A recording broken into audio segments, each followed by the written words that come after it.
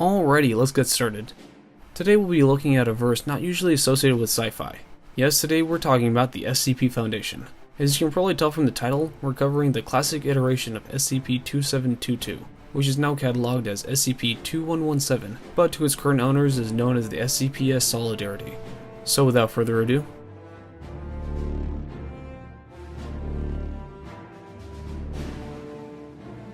before we get too far into this, I do have to admit this is one of only a couple images I could find of the ship, so I'll be sticking with this throughout the bulk of the video, so apologies in advance for it being a little bit more boring than usual. And now back to your feature presentation. Former SCP-2722, or simply the Solidarity, is a massive patchwork vessel measuring 25.3 kilometers in length. It is in fact not a singularly constructed ship like you would normally think of. Instead, it has been traveling between countless alternate versions of the Earth, with their own versions of the Foundation, with each version adding more technology onto the vessel. This has resulted in the vessel being an immeasurably powerful force to be reckoned with, able to combat the infamous SCP-682 to a stalemate. Instead of focusing on its anomalous nature, we'll look at it in a more conventional sense to get an idea of what the Solidarity really brings to the table as a transdimensional starship. Even its main form of FTL, being a reality warping teleportation drive, lends to its astronomically powerful nature. While its random assortment of technologies gives it a potent role as a vessel of exploration, it has an incredible potential as a warship. Befitting the role as a combat vessel, it has most often been used as a weapon of last resort during its prior visits to alternate universes, being used to directly combat existential threats. Its weapons have an incredible range of firepower, with the most powerful being able to destroy planets and stars, to some even able to obliterate targets from reality itself, an indispensable asset to an organization such as the Foundation. Its full loadout of offensive technologies is incomplete, but from what has been discovered so far, the following are the most important.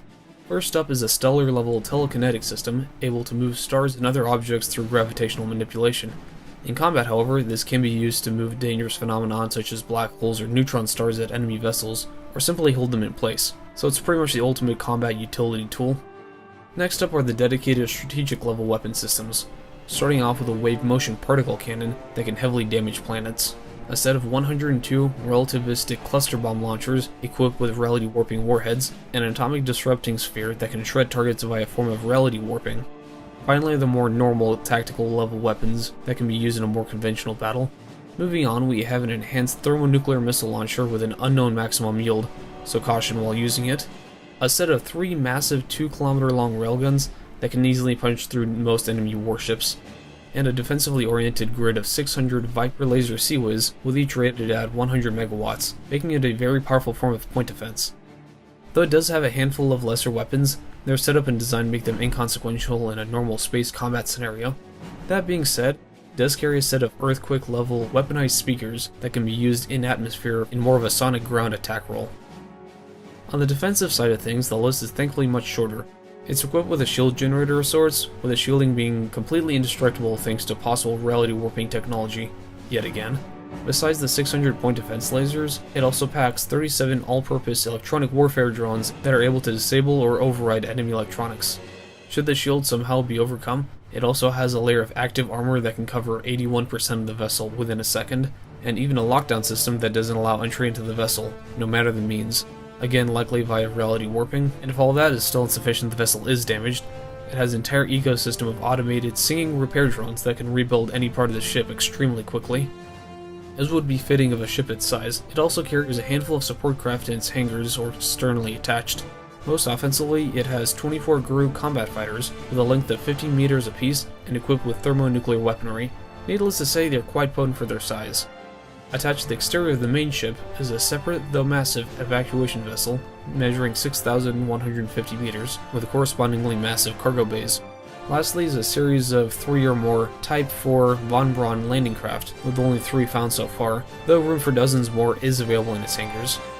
With so many different universes contributing their greatest and most powerful technologies to this singular vessel, it can easily be considered one of the most powerful artificial entities in the multiverse. In combat, pretty much nothing short of higher dimensional influence or sufficiently powerful reality warping can take it on. Even if taking it easy, it could easily devastate a similarly sized Executor-class Superstar Destroyer or few, coming in at 19 kilometers, though it would be quite the battle.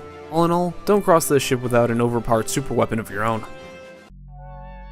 Today we've covered easily one of the most powerful vessels ever shown on this channel. Not that that's saying much. If you'd like to see more ship verses or breakdowns in a future episode, please comment below. Thank you for watching today's video, I really hope you enjoyed it. Feel free to support the channel on Patreon, like and subscribe for more content, and remember, this was your first pass at the SCPS Solidarity.